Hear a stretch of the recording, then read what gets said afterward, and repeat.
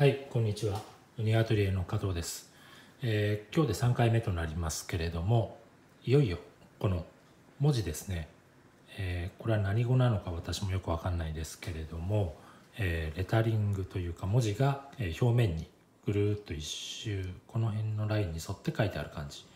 なんですけれども、これを書いていこうと思います。前々回かな、大きくガイドラインをこう薄く引いてたんですけれども、なんか今見るとちょっと角度がずれてるっていうか怪しい感じなので、改めてね見直していきましょう。ここに対してこの辺からスタートですかね。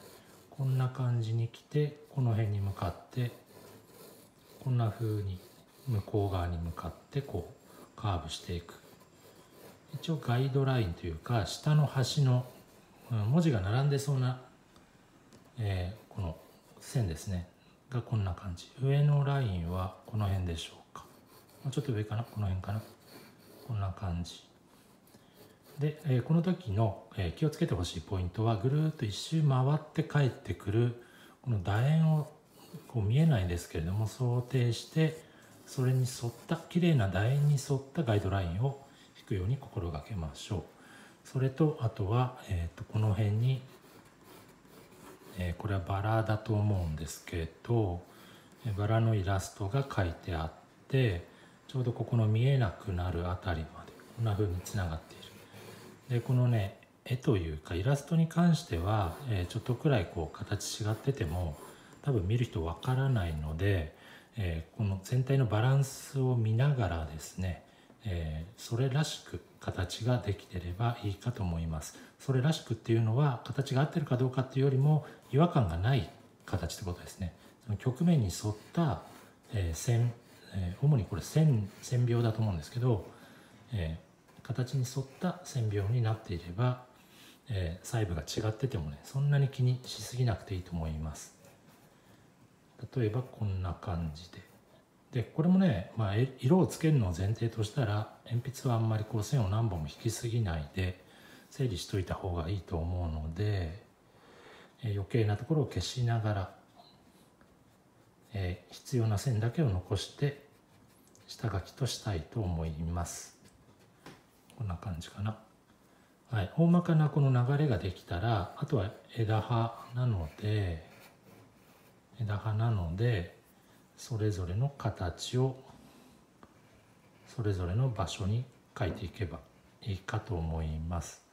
この辺とかこの辺とかで一旦書いた線がちょっとくらい違っていてももうそれで言い切っちゃって構わないと思います。実際よりも少し大きかったとか小さかったとか、そこじゃなくてもうちょっと右だったとか左だったとか、全体の印象さえ合っていれば、花びらの数とかも違ってていいと思います。そんな風に印象を大事にして、この辺この辺でちょっと先へ行ってこの辺、印象っていうのは曲面に沿ったイラストレーションっていうことですね。その条件を満たしていれば少しくらいこの枝のカーブが違っていてもあまりこう神経質にならなくていいと思います。例えばこんな感じで先端に花があって、で花が曲面なのでまん丸じゃなくてちょっと潰れた感じに見えてますかね。花びらの一個一個ではなくて、丸い、手まりみたいな花びらがこうあるわけですけど、こんな感じ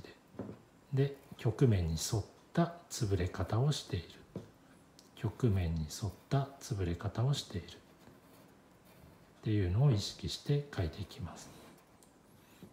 ここは一旦途切れて枝がこっち側に来て、この辺に花ですかね。これは比較的丸みを帯びた花で、左右の葉っぱ、こっち側の葉っぱで、ここに枝がちょっとちょん切れていて次へつながる。で最後終わりはどうでしょうね。この辺にしておきましょうか。この辺が最後の花でこんな風につながる感じ。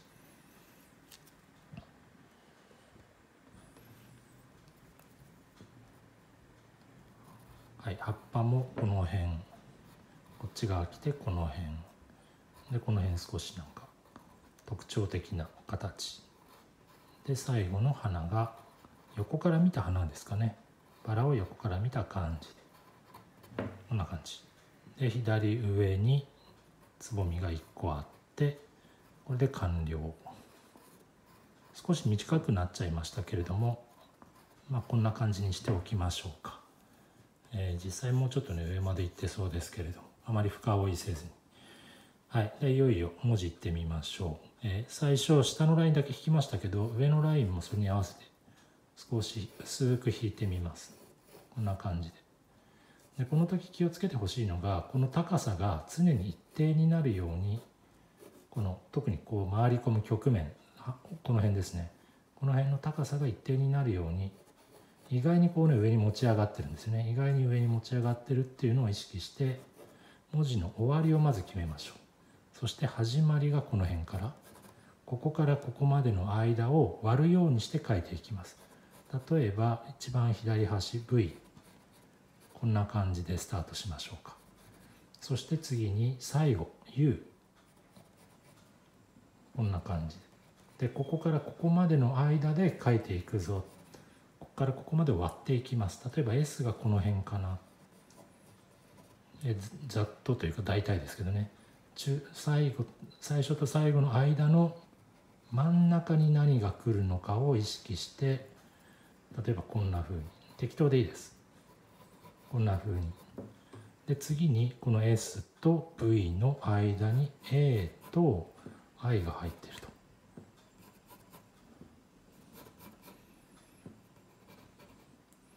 S と S と V の間のどの辺に A が来てんのかな。そして I と A と S、 この隙間ですね。お互いのこの間の隙間が大体どのくらいなのかなっていうのを意識して、で何度も言いますけど、線を何本も引きながら、最初はこのね間隔バランスを見ていきます。こんな感じで、次に E、A、U、A がこの辺かな、 E がこの辺かな、書きながら左右に振っていきます。 E はもうちょっと右奥かな。 A と U の間はE と A の間はどのくらい隙間が空いてるかな。そんな風に右見たり左見たりしながらバランスをとっていきます。でその際にこのね垂直線だけは傾かないように気をつけましょう。例えばこの E の垂直線、そしてこの I の垂直線、A とか V は斜めにこうなってるんですけれども、その多分中心を通るであろう線は、V とか A がね傾いて見えないように、中心を通るであろう線をしっかりと垂直っていう意識でもってですね書いていくようにしましょう。あとこのね終わるところ、例えば A の下、そして I の下、 S の下、この終わるところがきっちり揃ってないと文字が不揃いに見えるので、大体の間隔を見て、で次に垂直な感じになってるかを見て、その後この下の端を全体こう見ながら揃えてあげましょう。飛び出てるのはないか、引っ込んでるのはないかっていう見方ですね。はい、A のこの左に対して右側少し太かったかな、こっちもね少し太いかな。で見ての通りこんな風にね結構ラフに私は書いていきます。印象を合わせることが目的で、正確なレタリングっていうよりもそれらしい感じを、着彩ではね重視したいと思います。例えばこんな感じ、このくらいまで書けたら余計なところを練りゴムでちょっと押さえて、はいどうでしょう。で最後清書していきます。終わりを今度はね下端押さえたので上の端ですね、上の端を合わせながら VAI 終わりですね、終わりだけをこう拾っていく、つまみ食いみたいな感じで拾っていく感じです。上の端の、ラインを揃えてあげる。1個の文字を1個ずつ全部仕上げていくというよりも、こう今上っていう基準ですね、上っていうのをまとめて見ていく、上だけを拾って見ていく、さっき下だけを拾ってみていったように上だけを拾ってみていく。例えばこんな感じでどうでしょうか。はい、でその上の文字いってみましょう。結構ね小さい文字なので人によってはね、視力様々だと思うんですけれども、よく見えない人はね見えないように書いていきましょう。よく言うんですけれども、例えば H ここから始まって A の上この辺で終わりですかね。ここからここまでこの間で文字を並べていきます。今度はちょっと小さい文字ですね。最後が E この辺かな。そして真ん中は何だろう、やっぱり E かな、この辺かな。垂直をね、垂直がしっかり垂直になるように。そして E と、H の間は3文字入ってますね。G が真ん中かな。常にこう真ん中で見ていきます。でその間でこの間で入れてみたら結構空きすぎたので G の位置をちょっと右にずらそうかな。E がもうちょっと左でもよかったかな。お互いに見ながら、ここは9かな。そして U、NI 全部並べてみました。でバランスを見ます。 E の位置がもっと左だとよかったですね。そんな風に最初に左右終わりを最初に見比べます。ここ終わりと終わりですね。でその間の真ん中より左だったということですね。 E がちょっと左だった。 E じゃないですね、なんか上に記号がついてました。こんな風にして印象を合わせていきます。 N もずれる、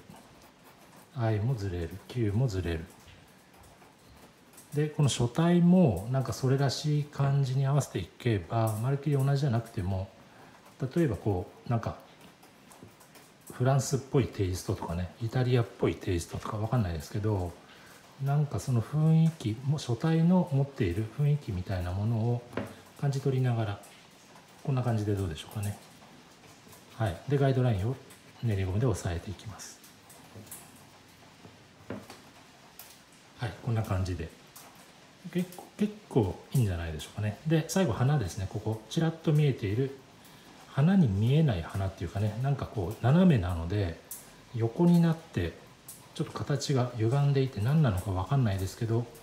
葉っぱはでも分かるかな。葉っぱっぽく見える緑色の葉っぱで、描いた線が濃くなりすぎたら練りゴムで押さえます。余計なところも押さえておきます。で結構ねこれ絵の具でなんとかなったりするので、鉛筆では当たりをつける程度、ここに何かが来るぞっていうのが、本人がですね分かってればいいと思うので、こんな感じであまり追求しすぎない程度に押さえておきましょう。はい、3回にわたって書いてきましたけれども、これで、下書きそうだ、最後にもう1点ですね、上の縁見た時にですね、今だいたいね均一な線な感じがするんですが、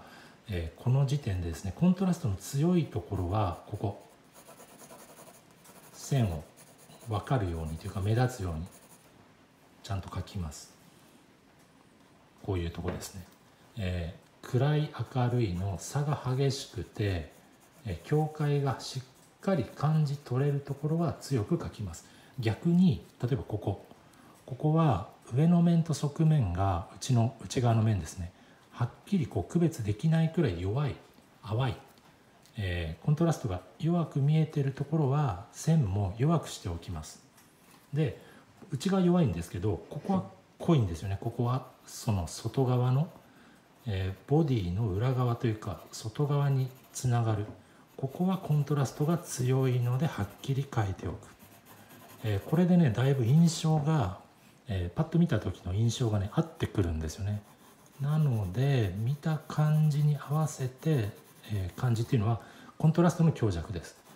暗い明るいがはっきり見えているところははっきりと、ではっきり見えてないところは弱く練りゴムで押さえて、例えばここを強調しましたね。ここですね、ここの暗さと明るさとの境目は少し強調しておきます。ここもそうです。ここも強調しておきます。ただ影はね色をつける前提なのであまり濃くはつけすぎないように